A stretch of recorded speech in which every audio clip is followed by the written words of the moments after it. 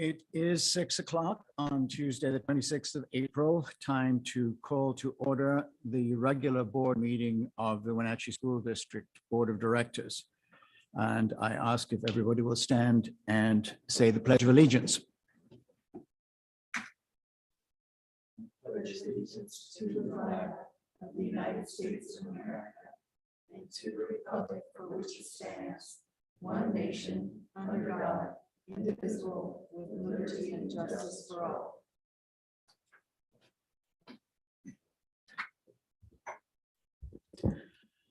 I welcome everyone to this board meeting and thank you for joining us.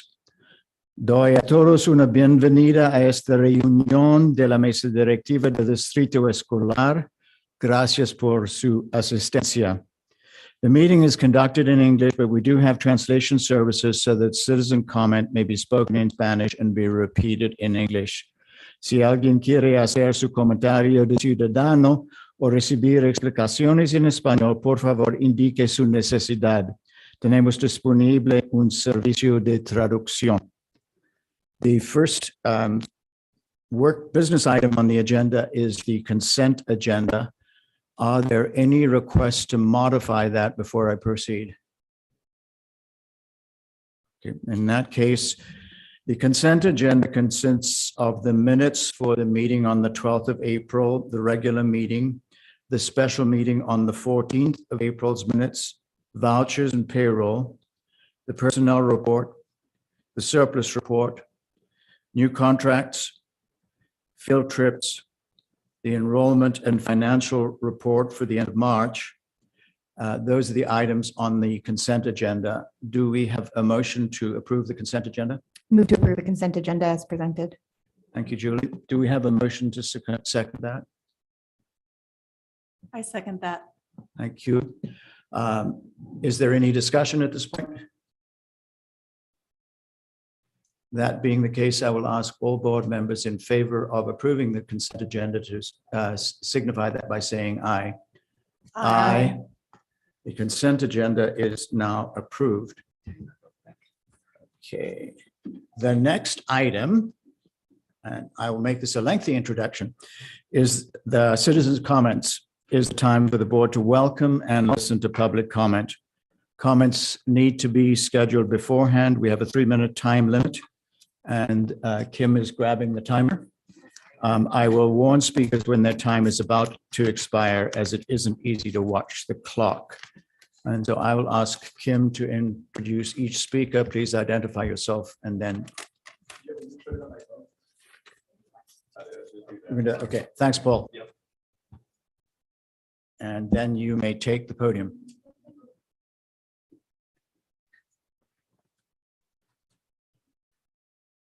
I got you. So we have Roxanne and Eva. Are you here in person or like?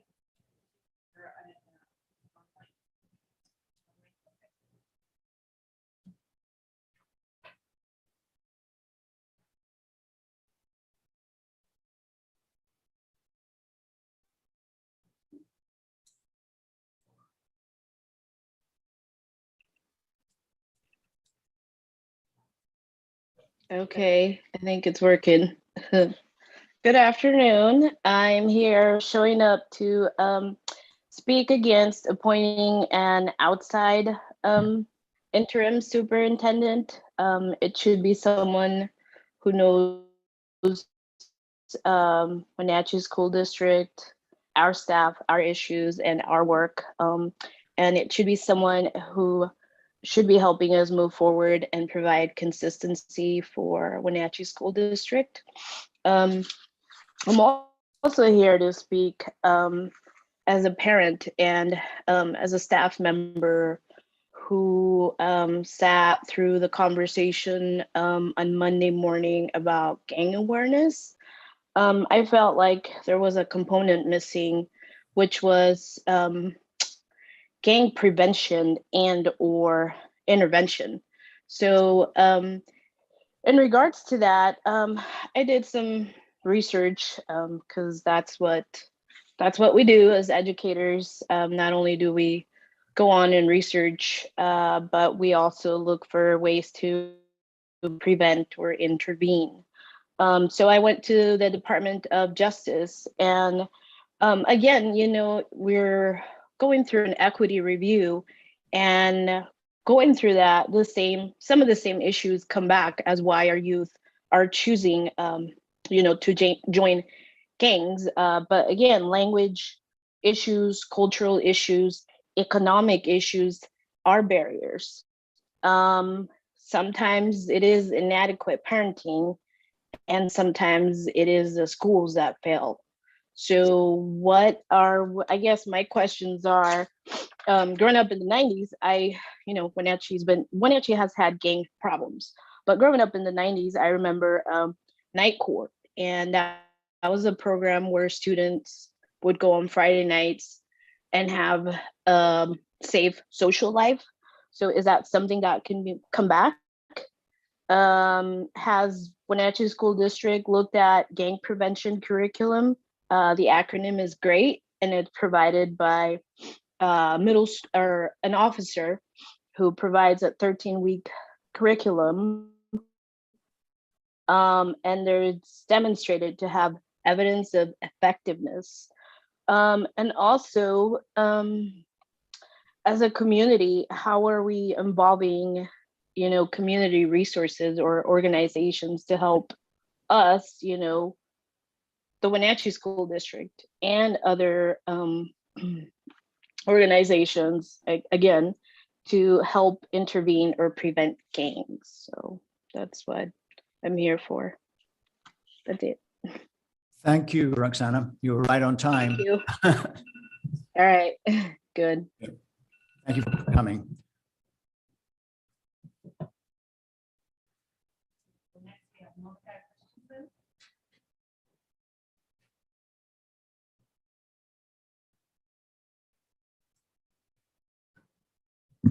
Hello, board. So my name is Monica Christensen, and I'm a Wenatchee Education Association president. Based on what I'm reading, it appears that the board will be entering into a contract with NCESD so that they can appoint a dedicated person to fulfill the function of an interim superintendent. This decision was made less than 2 weeks after Dr. Gordon's announced resignation. I understand the board would like to move quickly with this process, as was stated during the special board meeting on April 14th. However, the speed with which this decision was made feels like an unnecessarily rushed decision and something that can be slowed down a bit and thought through. In reading the school board's vision statement, the last sentence states, to achieve the vision, it includes setting high instructional and learning goals for staff and students and nurturing a climate conducive to continuous improvement.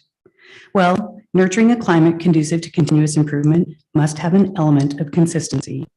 The last 2 years have been fraught with change. Nothing feels consistent. The district, with some very capable internal people leading the way, have helped manage us through post-COVID crisis, our focus on learning recovery for students, the building of our strategic plan, which will be put into place next year, the implementation of inclusion, and our implementation of structured reading literacy, to name just a few. What is the harm in having WSD internal candidates lead us through the next year as we search for a permanent superintendent? With an internally chosen interim, the consistency would continue.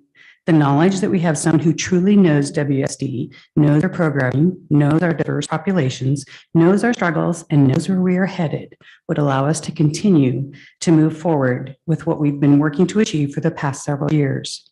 Throwing an unknown into the mix next year and then another unknown the following year does not seem like the best use of our highly capable staff we already have in place. There's a list of priorities and criteria used as filters by the board superintendent committee. With the proposed appointment of a dedicated person by NCESD, the first 3 bullet points on that list become a concern. Maintain organizational momentum on current programs for 12 months, enthusiastically promote existing improvement plans and execute the 22-23 goals, achieve two-way respect and loyalty with employees in cohesion with the leadership team. Wouldn't our own internal candidates be able to meet those 3 needs far better than one appointed by NCESD? Change can be good and can be an opportunity for growth, but too much change in too short a time where consistency is what is needed is not healthy. Please consider slowing down the process and selecting an interim and put some faith in the quality people we already have in place, people who can truly meet the needs of our district by maintaining that organizational momentum, promoting existing improvement plans, and achieving two-way respect and loyalty with employees. Because when all is said and done, our potential internal candidates are already fulfilling the bullet points on that priorities and criteria checklist, and our WSD employees truly want and need consistency. Thank you, Monica.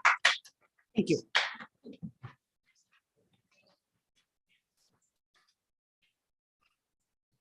Leslie Kipp. Okay. Forgive me if I get nervous. I don't like speaking in front of adults. Children are my happy place, so.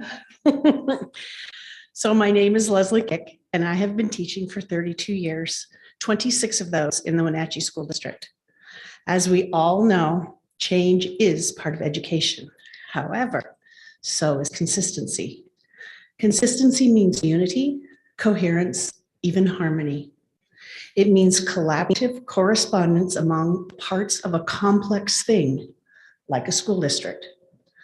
Last week, we received an informational document regarding the process that would be followed in looking for an interim and new superintendent. It appeared to be well thought out. However, to the best of my knowledge, no one, admin, staff, community, has been included in any of the conversations regarding the creation, implementation, and timeline of this process. We have been dealt a very challenging hand, and many of us are feeling very unsettled, inconsequential, unvalued, and disillusioned. It is extremely disconcerting that there is no mention of including WSD staff, admin, or community for input until October of 2022. This is a critically important process that does not need to be rushed. Please consider slowing down this action and allowing the possibility of an internal candidate to be revealed. Someone who knows our district, our staff, our community, our issues, but most importantly, our students. Thank you.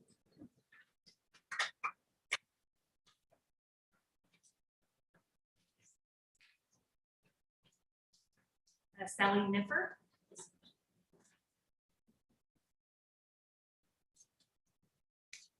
Thank you for all being here. Usually I come and I have the smile on my face when I see board members and when I've been a part of this district, been here over 10 years, my 11th year, and the last 2 years have been a nightmare and a train wreck. The communication from top down, sideways, diagonally has been non-existent. Your teachers have tried to hold this ship together. The common thing is fly the plane and build it. We're really tired of that. And tonight, when I hear that you're already going to propose this without any input, bringing any of us to the table, we're doing it again. We're rushing ahead. We don't have to do that. We went online. We tried to build the best lesson plans. Julie, I reached out to you because I heard at one of the board meetings, you were like, oh, those lessons are a joke. That hurt. All of us trying to figure it out. That learning management system, that hurt. But we did it. We persevered. Okay. We came back hybrid. We made it work. Okay, we figured out how to use microscopes in science. We did all of it. We've done everything you've asked of us. And we've dealt with the communication issues. And now we're doing it again. Everything Monica has talked about and Leslie just talked about, I don't need to say it to you again, but you are wearing us out. And Martin, you acknowledged that when you wanted to do the equity review. You said, hey, our staff is wearing thin. You are right. Those of us who are your doers are exhausted. And when you don't ask for our voice, we do feel not valued. And that's what's happening again. A week and a half, inclusion, what we're all dealing with.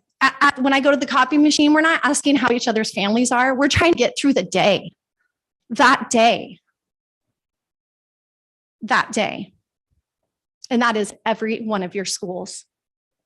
And when you don't ask for our input, when you don't take time to choose somebody that is in the mix with us, do you value us? Thank you. Thanks, Sally. Jake St. John.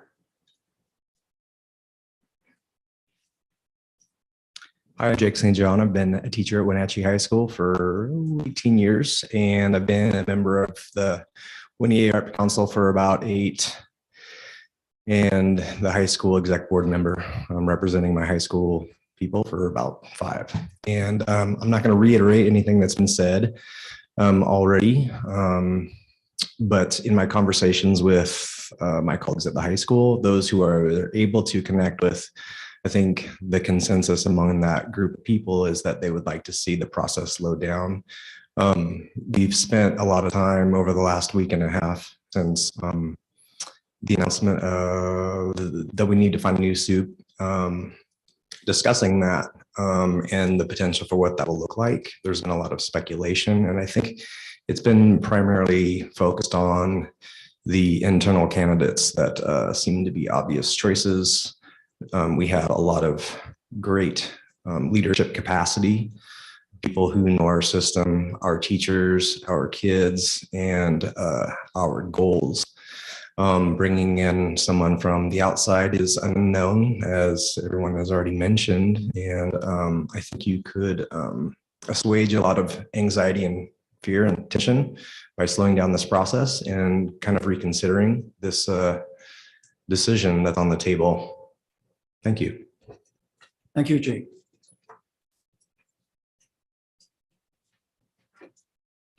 Dick Black.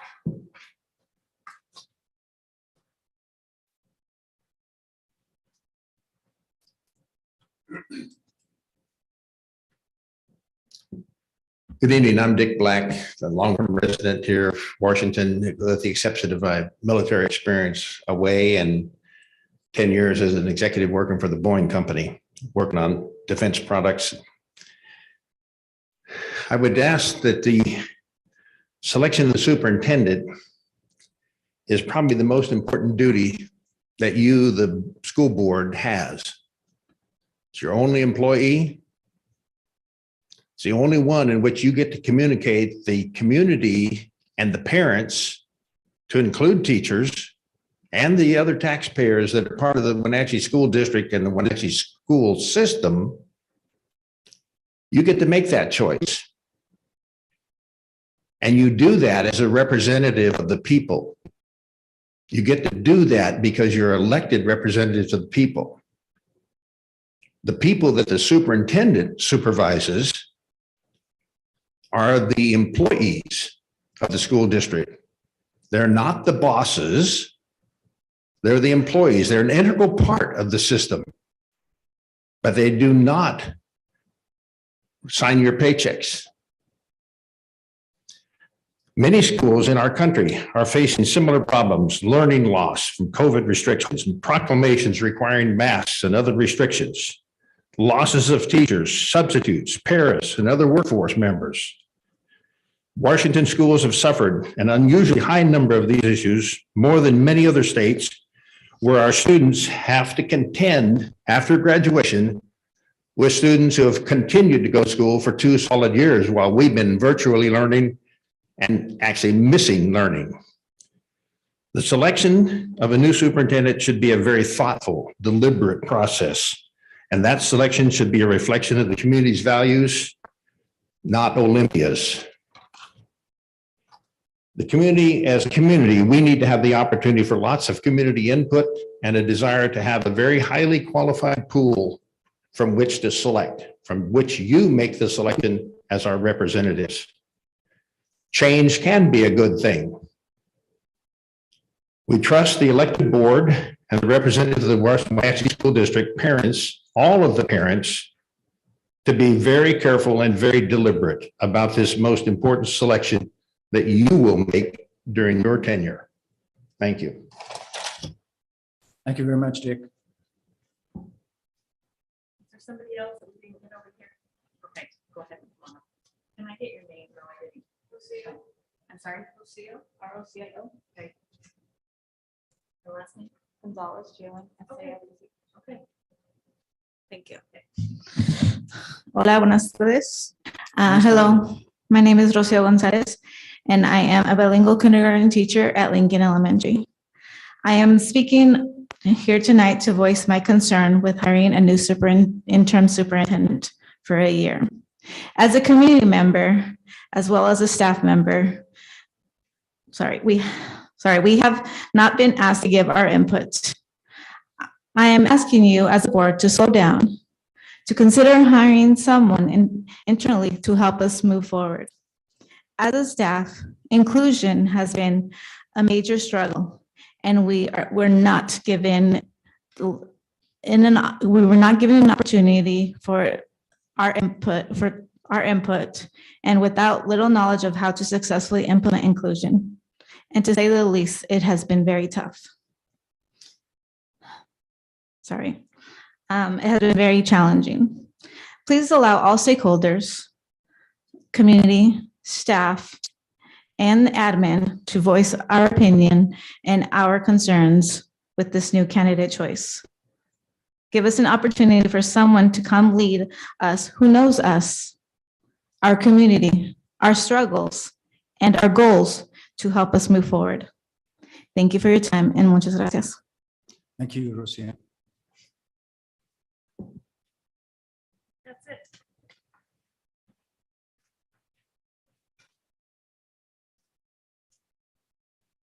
I thank all of you for coming to give your opinions and appreciate it. Do we have ASB people on the screen? Is Waiver there and Soraya or somebody from Westside? Just Yes, Waiver. hello. Evening, Avery, welcome. Thank you. Hello, I'm Avery Miller, the ASB president at Wenatchee High School. Here at Wenatchee High School, we've been really busy with the start of spring. We just recently held the Janice Franz Talent Show, which proved to be a huge success. We also hosted a recent spring dance and are currently undergoing the election process for new Senate members. Our new executive members have been selected, with Courtney Dodge as the new president, Anna Jarecki as vice president, Janissa Hepton as secretary, and Manuel Valencia as treasurer. As a team, they have also completed their first order of business, which is selecting the new ASB coordinators for the upcoming school year. On Saturday, we will be hosting prom and have spirit days every day leading up to it, including a school-wide field day tomorrow. In May, Mr. Panther will be taking place, as well as tons of graduation festivities put on by our senior senate. Thank you. Thank you. Extraordinarily busy there. Hi.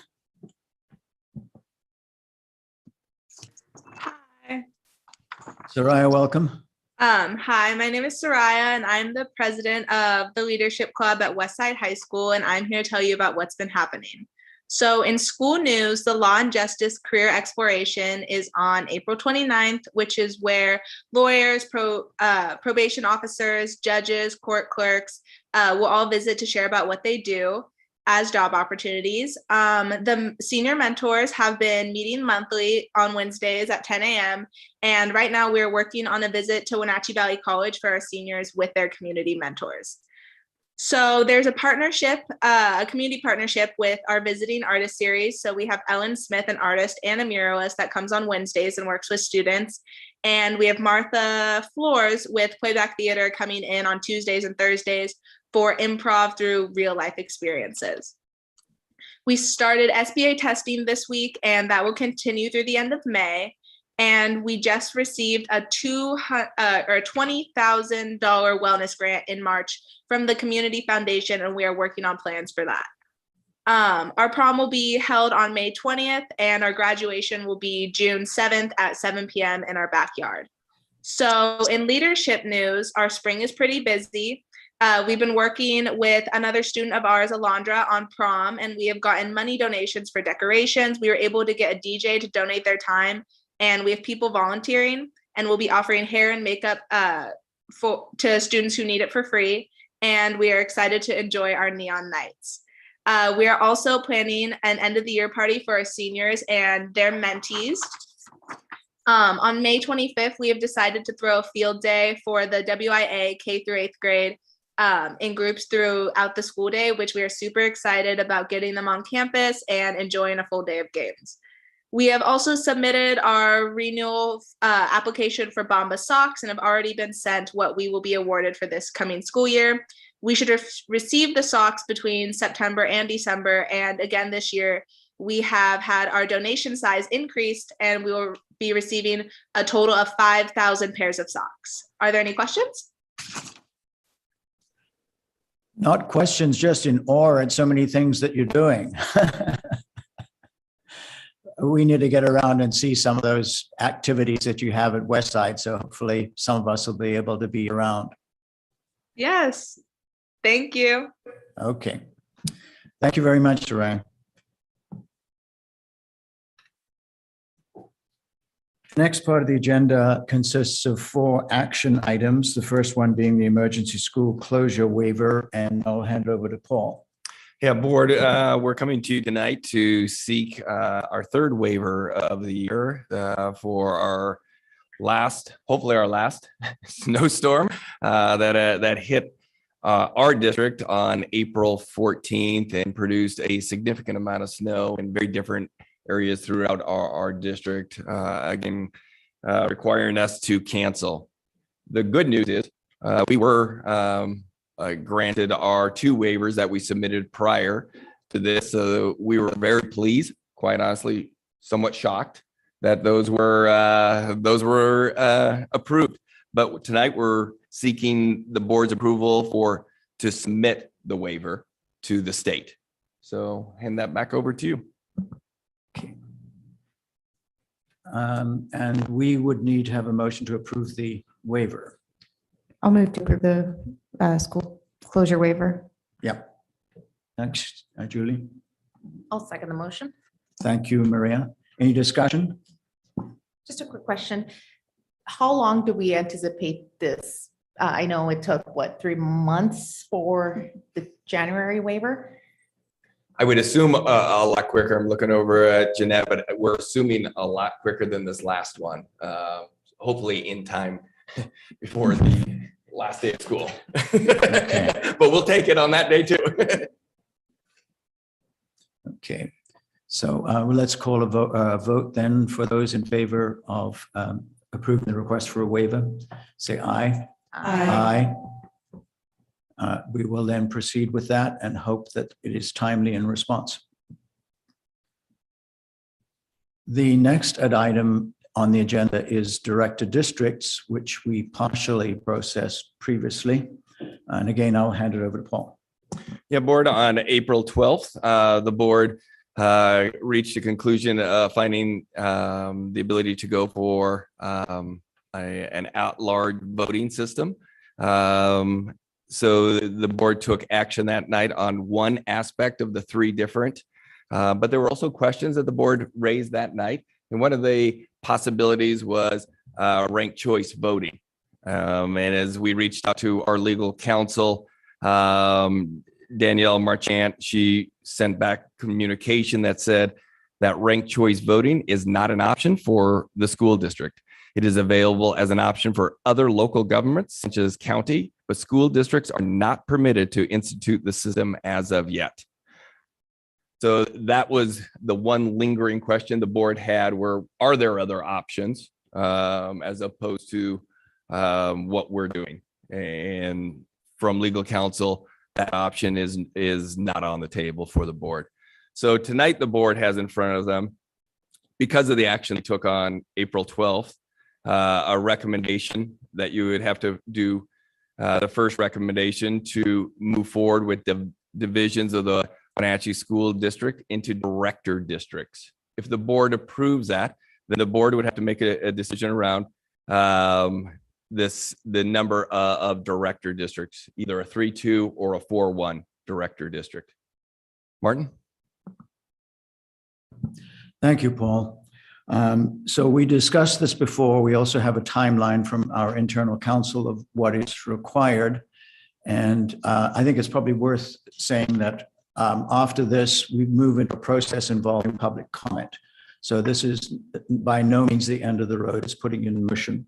So do we have a motion to move forward with the division of the district into director districts? I move that we move forward with the division of the Wenatchee School District into director districts. Do we have a second for that motion? I'll second. Thank you, Julie. Is there any discussion on that? I think the only point I would raise is our memos make a comment that we can decide to move into direct district or maintain the status quo. And it's my understanding that because we've made the finding of the potential violation, that we have to take some kind of action. And this is the reasonably understood sort of only action. So we're maintaining status quo is not actually an option we can consider. Thank you, Julie. I believe you're correct on that clarification. Appreciate it.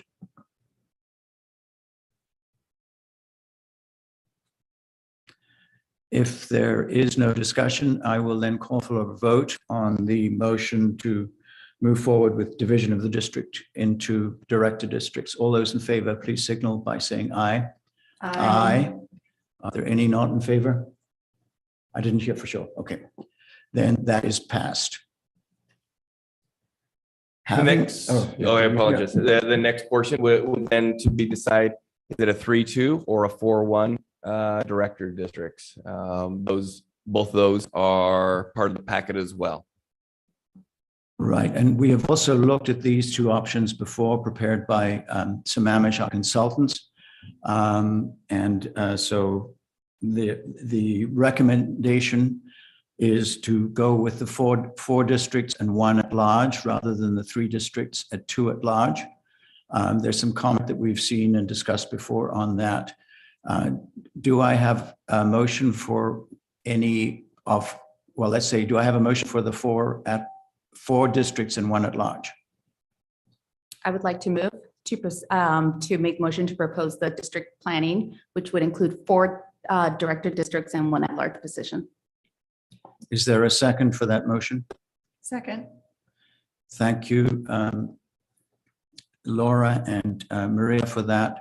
Any discussion on the motion to have 4 director districts and 1 at large?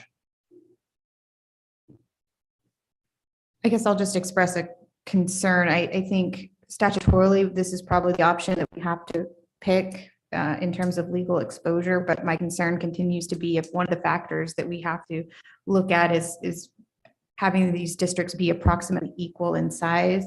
I realize we're limited to our census data at this time, but I'm really concerned that our current planning and development and process in several of these districts will cause the numbers to skew dramatically very quickly. So I don't disagree with 4 being probably the legally most precise. My other concern, though, with 4 versus 3 is are we going to have enough interested participation? Because we do have to appoint if there is a district or 2 that doesn't have anyone that decides to run. So that continues to be a concern. But I think I support legal's recommendation that 4 is probably the most legally defensible position and meets the statutes. But I would like to see if during the public comment process, there's maybe not a way to refine boundaries just a little bit more if there are means of reflecting more accurate population information. Thanks, Julie, for expressing your additional thoughts on that matter. Any other discussion of this? I guess I have a question. What would be the best way to get a more accurate? Because we did pay Sammamish to look at the data and the demographics. So I guess I'm a little confused. Right. What additional data we need? So my understanding based on what legal has told us is that the only data they could use was the census data. So the census data doesn't take into account that Davis demographic and the planning type data that we have for development and process. So what I'm saying is the census data doesn't reflect the 400 or so new homes being built out in Sunny Slope, or the 300 homes being built out on Fifth Street, or the apartment complexes potentially in town. And so my concern is that these are projects in process. So if one of the statutory criteria is that these districts have to be approximately equal in size, we're going to have now within the first year or 2, given approved, planned, and process, very different numbers for some of these districts. So I'm not opposed to the number of director districts necessarily, but more can boundaries be adjusted to better reflect very near-term changes in population, because the next time we review this is potentially 10 years down the road. So that's my only concern with this, is just my understanding is we are bound to that census data. But I'm interested to see if there are options to more, make it more reflective of the 3-year growth in the valley versus what the census told us that didn't reflect any of those plan applications, developments in process or anything. As I make a comment, I believe the census data is what we are required to work with. If the public process produces any other kind of alternative or objection, then that will be dealt with according to the protocol that we follow. Right. And I think you make a really good point, Julie. I mean, 10 years between census data is a long time, and a lot can change in 10 years, but I don't see that we have any other option, at least none known to us at this time. Maybe something will emerge in the meantime, but. And the board does not need to wait 10 years. The board can make a choice to relook at this in 3 or 4 years. However, the problem with that is the board then is up for, the whole board then would be back to being reelected again. So there are pluses to that. There's also some negatives to that. But the board does have option. It does not have to wait for the next census. And I'd say I believe that is correct too. Yeah. Interesting. Okay. Okay. All those in favor of the 4-in-1 option, please signify by saying aye. Aye. Aye. Aye. Okay. The motion is passed at that point. Okay. The next 2 action items, Liz, can you put up the memo at this point? I will take the lead on. The first one is the recommendation on a contract with North Central Educational Service District for interim superintendent services. And the second one is the request for proposal from consultant firms to search for a full contract superintendent with the starting date of July the 1st, 2023. So I'm going to walk through some of the background that we had before. Superintendent Paul Gordon ends his term of office. His last day is on the 30th of June, 2022. As a result of that, at a special board meeting on April the 14th, the board approved a motion to create a committee in accordance with policy 1240 with the offer of consulting and technical help from the North Central Education Service District and Dr. Michelle Price in order to bring forward a proposed plan to locate a successor superintendent under these not easy circumstances. I, as president, appointed myself and Director Laura Jakes to the committee, and then we began working with the NCASD to kind of assess our options as fast as we could. Excuse me, as fast as we could. We were also asked to report back promptly. On April 21st, the NCSD gave a presentation at a special board meeting. It did include what they would recommend for doing the job the right way, is the way I'd put it, the best timeline to achieve the highest quality candidate pool. And that was to be ready for July the 1st, 2023, not to be ready for July the 1st, 2022. So obviously that's ideal, and that's very much in line with the worthy comments we received in citizen comment earlier today. The presentation then talked about the situation that the district faces and looked at priorities and criteria. I'm going to get to those a little bit later in the introduction.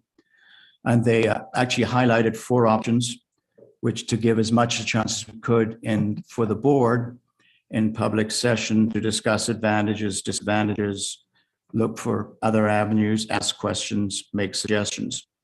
And one of the comments that was made was there are a lot of different ways to go that did not fit in that short presentation, but that would definitely fit in with the longer, fully recommended multi-month recruitment effort that would have a delivery date of July the 1st, 2023. The presentation also included what a timetable, an accelerated timetable would look like to meet the July 1st, 22nd date. I'm now going to just talk a little bit about, take stock of our situation. And this is more by explanation and trying to do sort of assurances. I would leave any discussion of pros and cons to later on in the process. The board has a duty to hire the best possible superintendent leadership. This really means for the duration, for the long term. It means searching wide, deeply, and thoroughly. And as I said, I'm going to repeat this: conventional recruitment takes many months. Basically, it's a close on a 12-month process. Wenatchee School District's tradition, which is the best way to do it, deeply involves the community, the district staff, and student and other interested parties. It is doable for 7/1/23. It really is not doable for 7/1/22. We've got to say, what can we do there? So the next thing that's really important is, if we're looking at what I call the meanwhile or the interim, what kind of mindset do we have to put on ourselves to look for that? And the committee came up with a list of criteria and priorities. I'm going to go through those one by one later. But in trying to get an idea of the situation that we face, there are kind of 3 C's that are there. Whatever we do, the board has confidence in the people, plans, and programs and wants to support them. Continuity.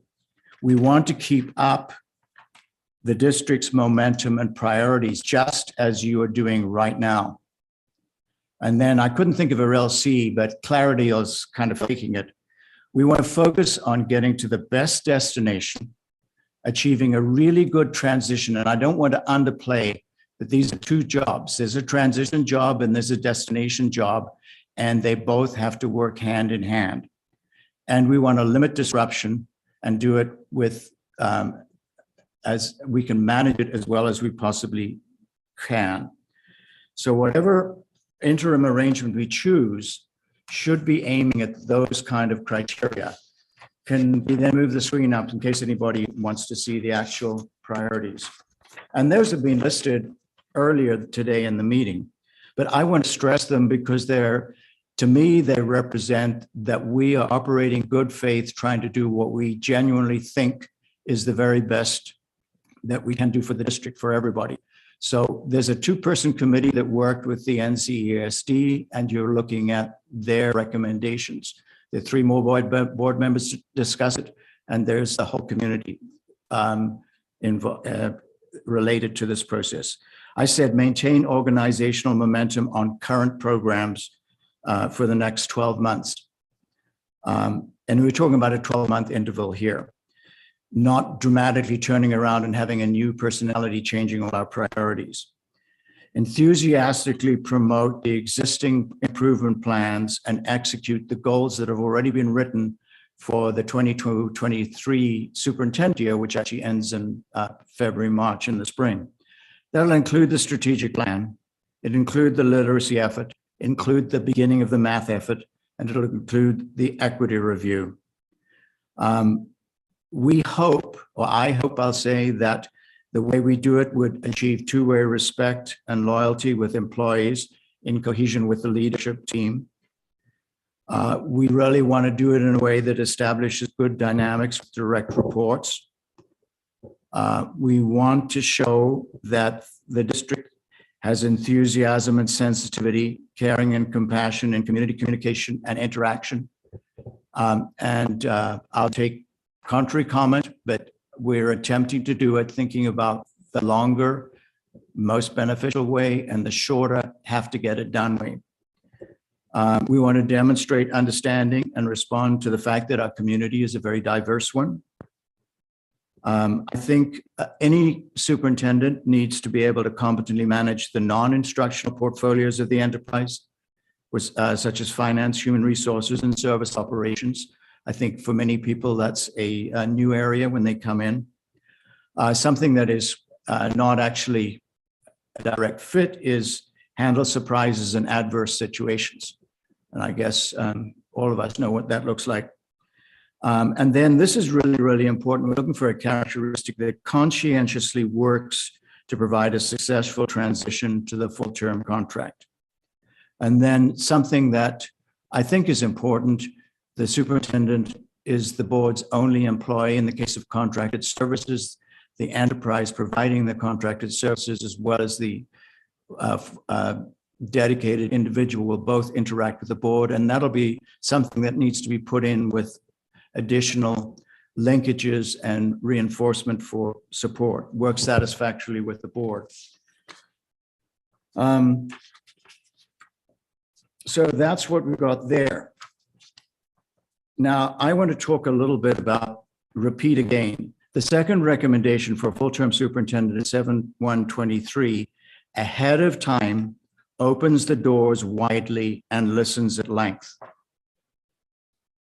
The situation faced in looking at the interim recommendation, given the recruitment pattern, timing, and the fact that I think the board has a duty to look at all options, not only at some options in the long term.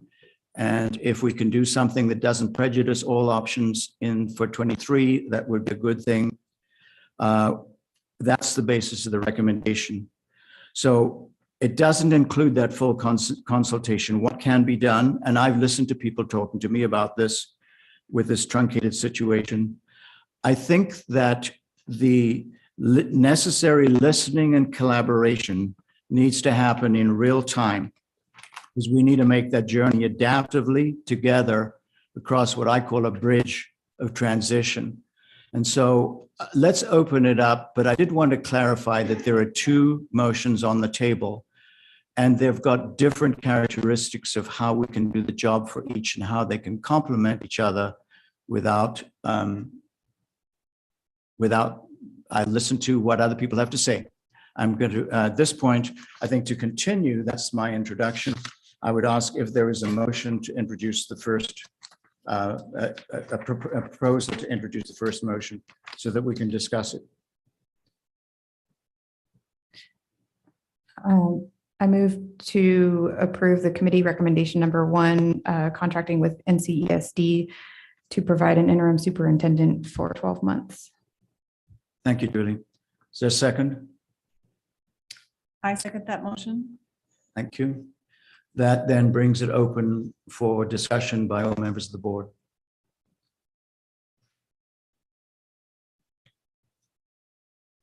Well, I appreciate the staff coming forward and talking about consistency and being involved in the process. And to be truthful, I feel a little bit bad about that. However, given the circumstances under which we find ourselves, which are time constraints, not of our own choosing, it sort of puts the pressure on us as a board to make a really good decision quickly and move forward to a much more thorough process in selecting the permanent superintendent. Is this an ideal situation? No, it is not.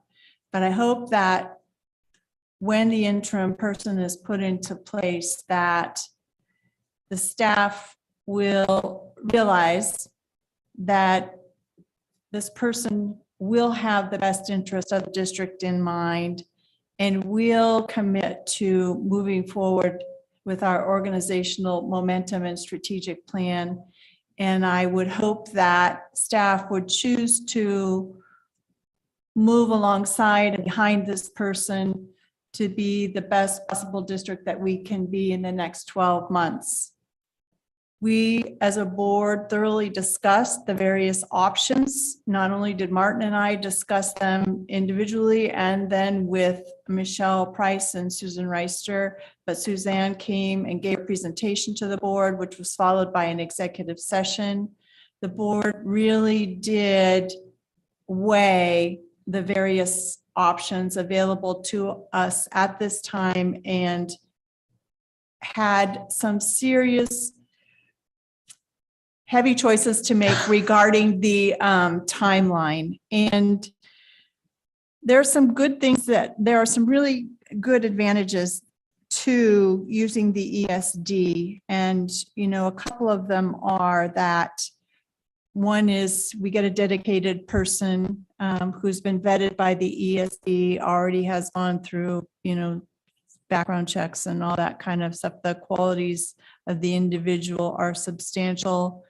But in the event that anything happens to this individual while they are in place, the ESD is providing us with backup without having to go through any additional process. So we hope to get through the full 12-month period without any interruption, but in the event that we do not, the ESD is going to provide us backup, which is a great advantage to us. Not only will they provide us backup with individuals, but they will provide us backup with, training and support if it's necessary for this person to have it. We do plan to have regularly scheduled meetings with the superintendent at the ESD with 2 board members, most likely. It may not be me, but it'll probably be the president and somebody else to keep this process on track and to collect feedback and make sure that we are sticking to the priorities and criteria that we identify. I realize that not very much about this is ideal, but I strongly feel that this is the best option that we have in the moment. And I think in the end, it will be very good. And I hope that everybody will let it be that.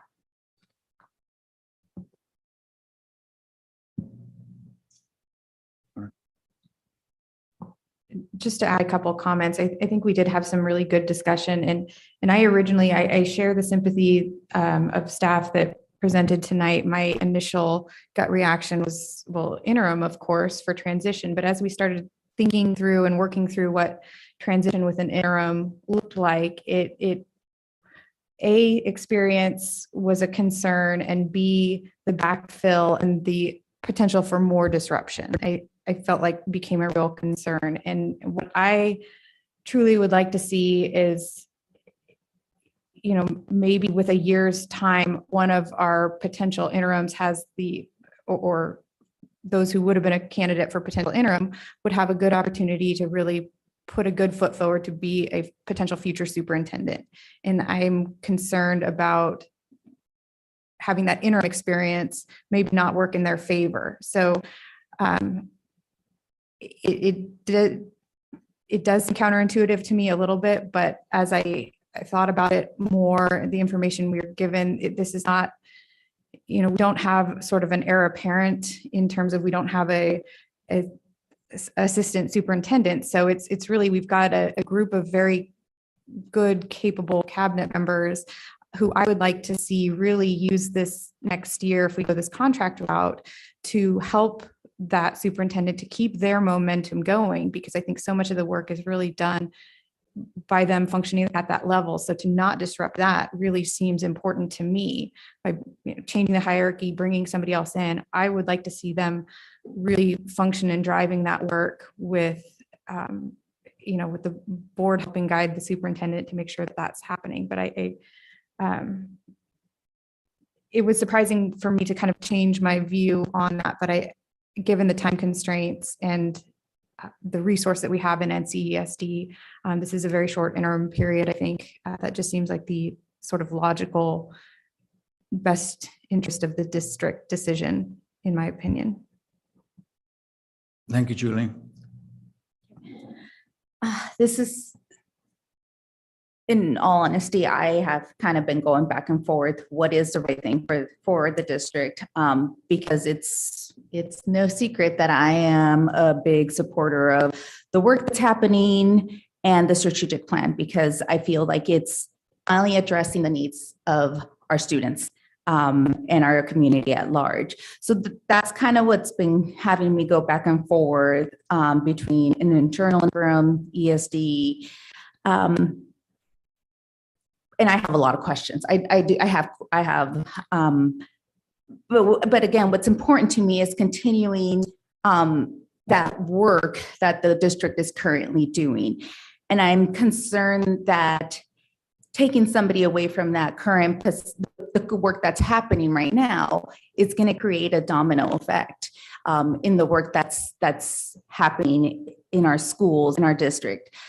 But I also have a concern, you know, who's going to come in and continue, you know, is that person going to continue the work? And I hearing that that couple board members would be able to meet on a regular basis with whether it's an internal, external, interim. I think that allows for the board to be a little bit more hands-on in that continuation of what's happening. I think we've actually been very fortunate to be able to experience PLC, have the presentations on literacy, math. So, you know, I also think about my experience now with superintendent hiring. Do some search firms, and at this point, we don't know what search firm we're gonna contract with, but some search firms don't allow interims to apply. So we would be running that risk if we appoint an interim. And then if we have, honestly, interims, I think internal interims would detract a wider pool of applicants. So that's my concern of, you know, internal interims. I think, you know, the groundwork has been set up. I think as a united board that we are, a fabulous cabinet team, I think we can continue the work. Again, this is just it's been a difficult week for me. I'm a big proponent of having listening sessions, and I might propose this, you know, can we go through a contract through the ESD and still have a listening sessions to better help the ESD and us find that candidate that fits the needs of our district? I'm looking at you guys because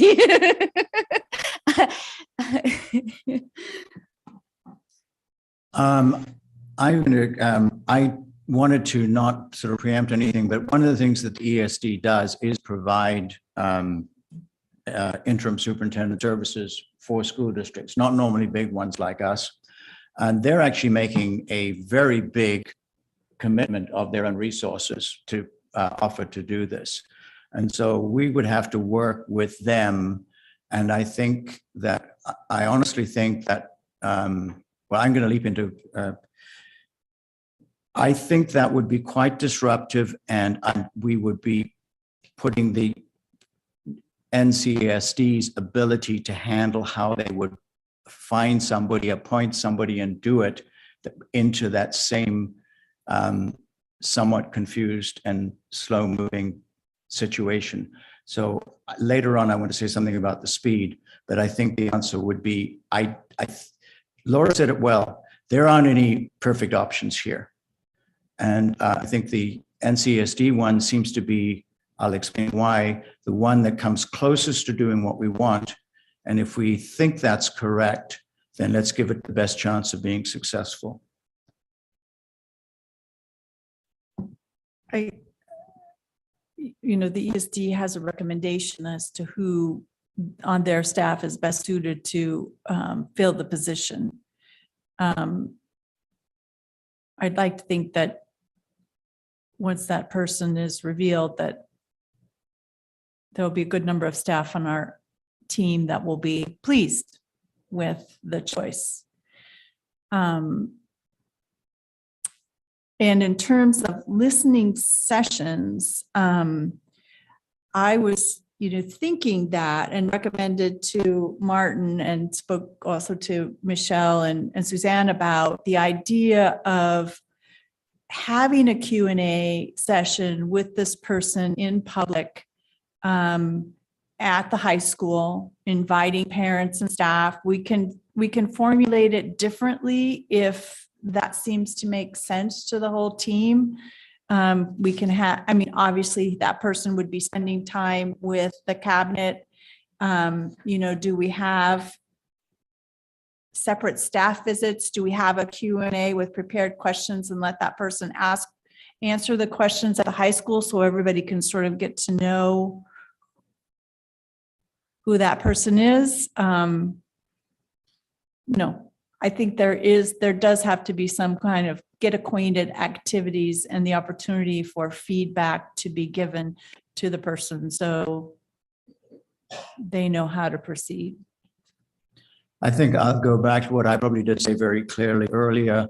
I think that idea is what we are going to be pushed into, but grab it and welcome it. It's because I think what it means is that we'll listen, collaborate, and adapt, not ahead of time and then choose somebody and hope we do what we said before, but in what I call in real time, actually doing it together in the best possible way. But absolutely, I think is going to push us into a need to do more listening and collaboration than if we went through a step-by-step process.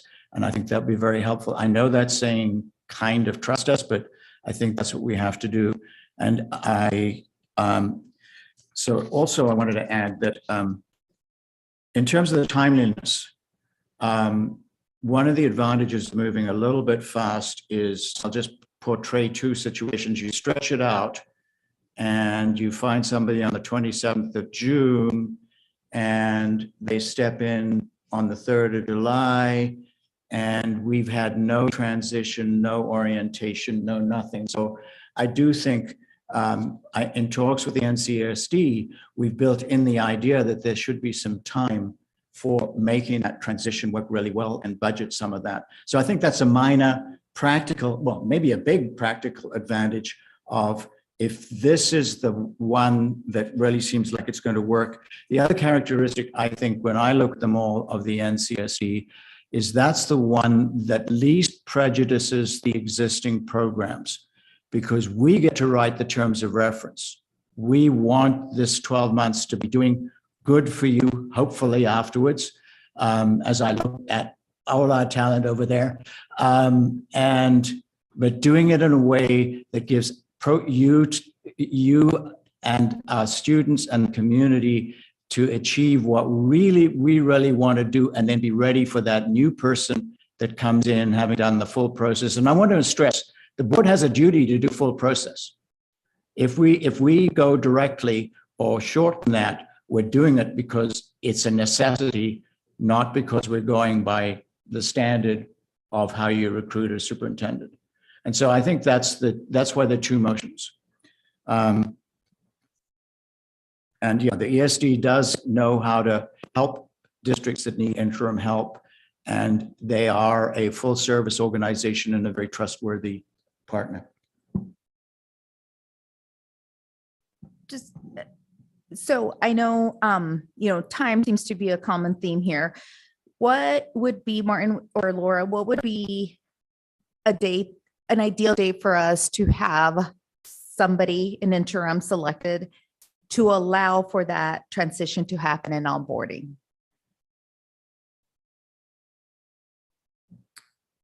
In my opinion, I think the onboarding has to start in May, and we're at the 26th of April. I mean, if we're going to do listening sessions and introductions and, that kind of thing, we don't have time to waste. We just do not. And the other way I put it, I feel a responsibility, if we're going down this road, to deliver the full package openly to everybody as soon as possible so they can work with it, know it, and go ahead. Dragging something out for, say, another 4 weeks where we are in stasis I'm not sure. Personally, I feel I don't want to put people through that. And unless there really is a communal opinion that there's a better way to do it. But in this case, I think if we feel that this is clearly the best way to do it, then doing it promptly enables everybody to get organized, do it, and do it better.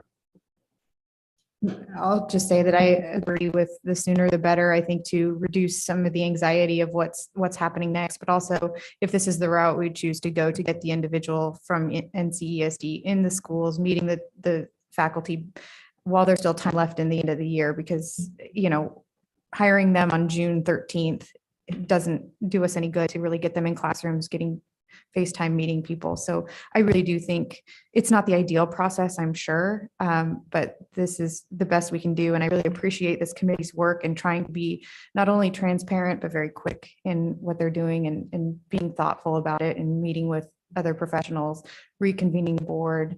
I do feel like there's been a pretty open and, although fast, a very efficient process used to even get to this point. Thank you, Julie. Well, I'd just like to add that I appreciate what everybody has said. And I also feel very strongly, though, in the idea that the superintendent is the employee of the board. We are absolutely 100% behind our staff and cabinet in their pursuit of the teaching and learning, the PLCs, the structured literacy. And so it's not as if we're going to bring in an interim that's going to change everything while we sit by. My intention is to support that person and the direction that we are headed now with the things that I've learned, but I think that are working for the district and for our students and educators. So I think that that's something that kind of this discussion has brought to my mind as well, that we're not going to leave this guy or girl, whoever, flapping out in the breeze. We're going to have a lot of input into what they're doing and what they do during this interim year in pursuit of the same goals that we all have now. Thank you, Catherine. I think we've been around the table and you can see what the board has been thinking and working on. And I'll give a short pause in case somebody thinks they have something very important to say, and then I will call for a vote. I just want to reiterate, sorry about this, but you know, I want us to put our time and effort into the full search process and to really dig into that input and make it meaningful. I feel like the board failed last time we went through that full search process in taking into account the community and the staff input. And I will be fighting for us to do it differently so that when people provide input, that it feels meaningful. That will be my goal and my promise to you. Thank you, Laura. And I think that's the heart of a lot of what we're trying to do. Be meaningful. All those in favor of the committee recommendation to negotiate a 12-month contract with the NCESD for a dedicated person. If this were to proceed, we would hope to come back to the board in approximately a week or 10 days. Well, if you're in favor, signify by saying aye. I'm terrible at doing votes. Aye. Okay, thank you very much. I think the next motion is probably a lot easier for us. It's the difference here. This is the committee recommends that the board directs, and again, it's directing the committee because we have to do this with 2 board members and not the board as a whole, using technical support from the district staff. And I think this is really important on all of these. I might just throw it in aside that the technical staff in working with the NCESD, I see there being finance and human resources elements to that contract. And to prepare a request for proposal and accompanying terms of reference, and I'm going to stress that and explain it. We talked about the board having more interaction with an interim superintendent, more direction, more exchange. That's what terms of reference includes, that we're trying to get more specifics of intentions and hopes and wishes in the community into the selection. We would select the superintendent search firm, which, by the way, I'm told takes about a month before you get people to be serious. And then you've got some difficult choices because they're very busy. And then getting back to what's our duty, which is to offer the highest possible quality candidate pool for a full-term superintendent to exceed the interim one. And then the superintendent, of course, is the board's employee. So I included a little bit of context on the motion. At this point, I'll ask if anybody wishes to propose the motion to direct the committee to prepare a request for proposal for a superintendent search firm.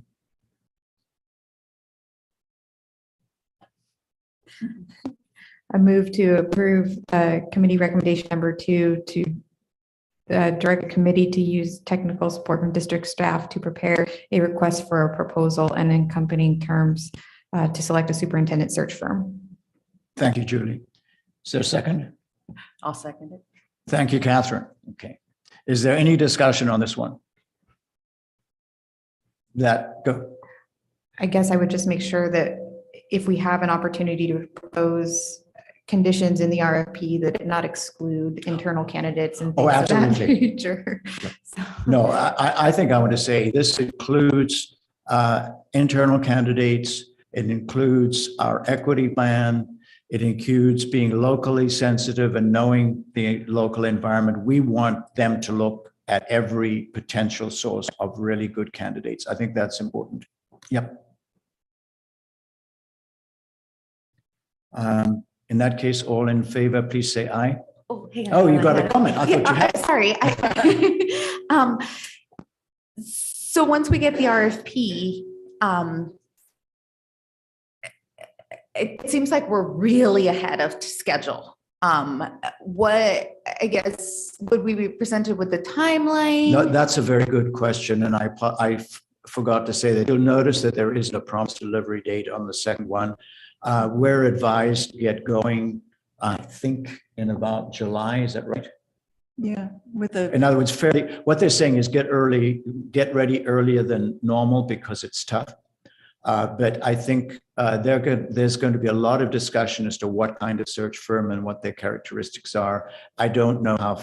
I think it's more important to get the year closed and July 1, 2022 done. So, and there'll be a bit more work and a little more flexible timing on the second one. If I remember from the timeline that was provided by Michelle Price earlier, she was saying October-ish was the time to begin, having the search firm on board and get going in October. Yeah. Okay, I wasn't sure if we were going to follow the recommendations. I agree, we have to get ahead of it.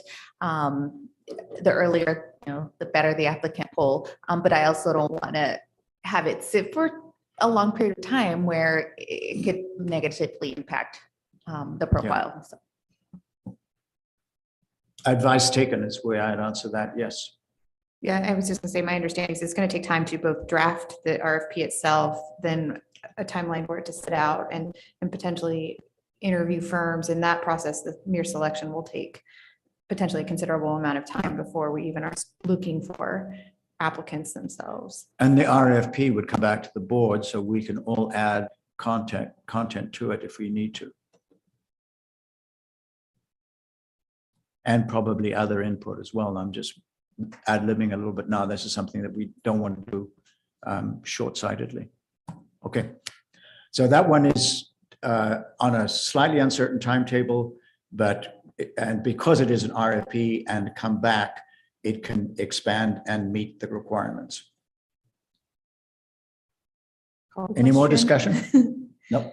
In that case, all those in favor, please signal by saying aye. Aye. Thank you very much. That is the last two action items done. And we now get to board communication on the agenda. No. I have a quick one, and I'm just gonna get in. I know we've had a long day, but financial literacy in the classroom, last week's announcement, $20,000 earned, and give Janelle Blakeney and people around her a lot of credit. That's an example of the dedication and extraordinary effort that we get from time to time and results from Wenatchee School District staff. Yes, it's financial literacy, which I've been a proponent on ever since I've been on the board. So I personally am excited, but it's also linked to the math department. So that's my board communication. My board communication is I met with quite a few parents at the high school to start implementing the process of having the parents back in the high school and helping to monitor during lunchtime is the start of this.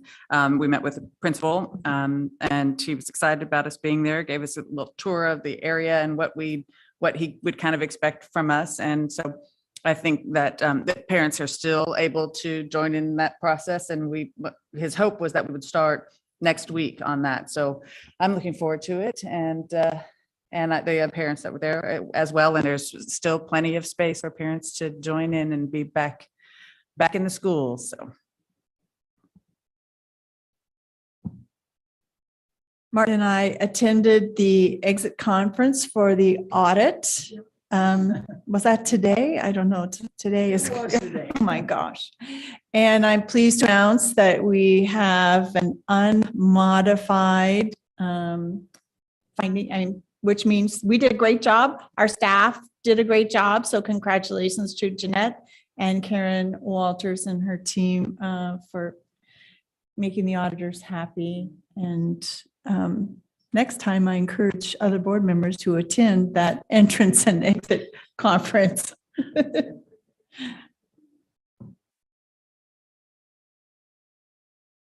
Okay, Paul, you get the floor. Yeah. Paul, you get the floor. Yeah, and just echo what Laura brought up tonight, and incredible gratitude for our finance department for doing this work. And Josiah, the auditor, and his team were very complimentary of the finance department, the organization, the controls, all of the work that goes into it.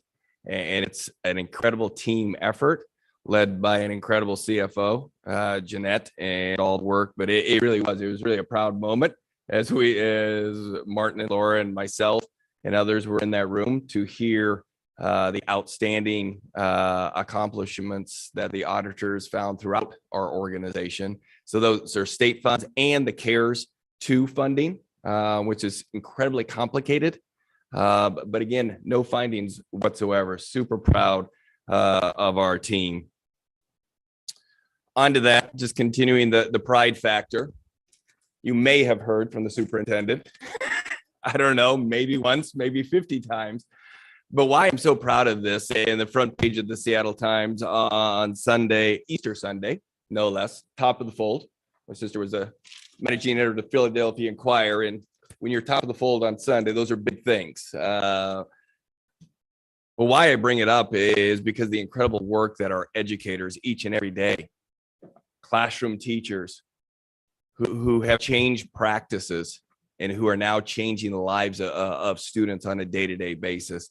I could not be more proud of our staff and the impact of what we're doing in our district. Super proud of this work, and I would be remiss if I did not mention Dr. Stacy Bain.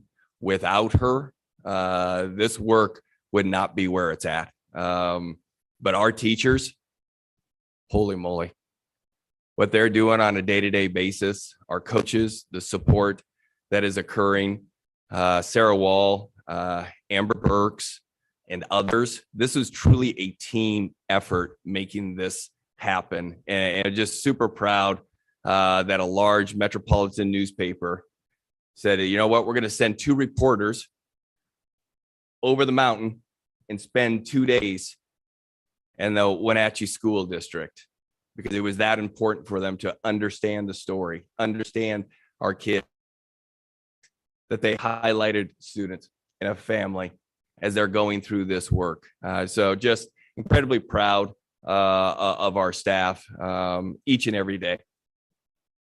Point up on our wall here, the standards work that is occurring throughout our district right now is incredibly impressive at the elementary, middle, and high school level, where we're ensuring that the standards, what are those exact standards and outcomes we want for each student. The work that, again, led by Learning and Teaching, Mike and Corey, highly supported by Sarah and Amber. But this is work our teachers and our principals are leading at the building level, where they're working with their math and literacy teachers across pre-K-12, having hard conversations about their standards, and our teachers telling us exactly where they believe the priority standards are, the most important things that our students need to know, understand, and be able to do. They've also brought that up back to the district level, high level group of educators who then review it one more time before the district makes a final decision on what those standards are.